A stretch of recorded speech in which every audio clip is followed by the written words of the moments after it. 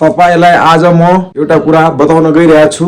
Bike rental is best than better buying a bike. किनभने bike किन्नु भन्दा राम्रो तपाईले बाइक रेन्टल गरेर चढ्न सक्नुहुन्छ। एकदम सुपथ मूल्यमा राम्रो कन्डिसनको बाइकहरु हामी प्रोवाइड गर्दैछौं। अब रह्यो नमस्ते साथी हो, तपाईलाई काठमाडौँमा बाइक चलाउनु छ तर तपाईसँग बाइक छैन, अब टेन्सन नलिनु, तपाईलाई बाइक किन्नु पर्दैन। अब हामी KTM bike rental service bike उपलब्ध गराउँछ तपाईको लागि। एकदम फ्रेश कन्डिसनको बाइकहरु दिन्छौं।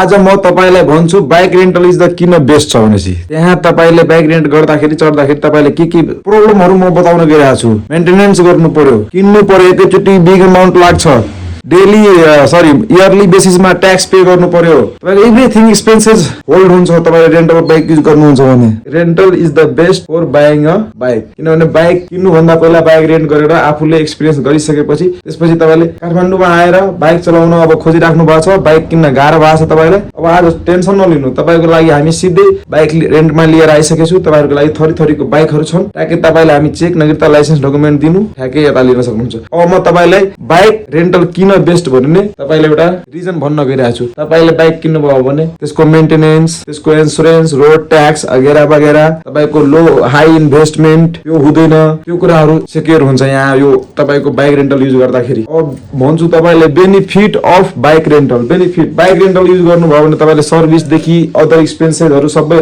रेन्टल सर्भिसले हेर्ने हो। तपाईले हेर्ने हो खाली फ्युल हार्ने हो, चढ्ने हो, अरु सानोतिनो 50-25 खर्च आयो भने गर्ने हो। त्यही भएर guys bike rental is the best a way to ride a bike and travel your long short। 3 number point freedom choose. तपाईले फ्रीडम चुज गर्न सक्नुहुन्छ। जस्तै आज 4 दिन कुनै बाइक मन चढ्न लाग्यो, 4 दिन कुनै बाइक चढ्ने, 4 दिन कुनै चढ्ने, 4 दिन कुनै चढ्ने, 10 दिन कुनै चढ्ने, 1 महिना कुनै चढ्ने, तपाईसँग अप्सन छ, जति बेला नि चेन्ज गर्न सक्नुहुन्छ। तर वन टाइम बाइ गरिसकेपछि तपाईसँग अप्सन हुँदैन।